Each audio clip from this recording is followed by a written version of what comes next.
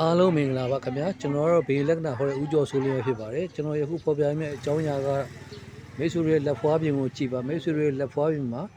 နော်လက်ခလယ်နဲ့လက်တကြွယ်ကြားနေပြီနော်လက်တကြွယ်ဘက်ကိုကွေးဝိုက်နေတဲ့ပုံစံနဲ့လမ်းကြောင်းတူလေးအပိုင်းအစလေး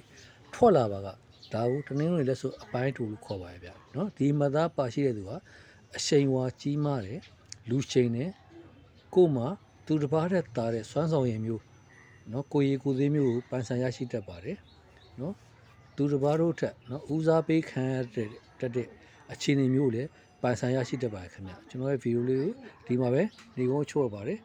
ကြည့်ရှုပေးတဲ့သူတယောက်ချင်းစီတိုင်းကိုလည်းကျေးဇူးတင်ပါတယ်ခင်ဗျခုနကကျွန်တော်ရဲ့မိတ်ဆွေများလုံးကိုယ်စိတ်နေပါကျမ်းမာချမ်းသာရရှိရပါစေကောင်းကျိုးလူရဆန်းလုံးလုံးရပြည့်စုံကြပါစေကျွန်တော်ကတော့ဘေးလက်မှတ်မမြင်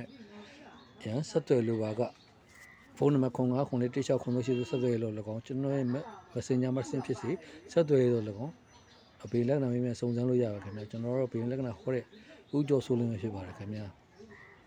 ကြည့်ရှုပေးတဲ့သူတိုင်းတယောက်ချင်းစီတိုင်းကိုကျေးဇူးဥပကအထူးလည်းတင်ရှိရပါတယ်ခင်ဗျာ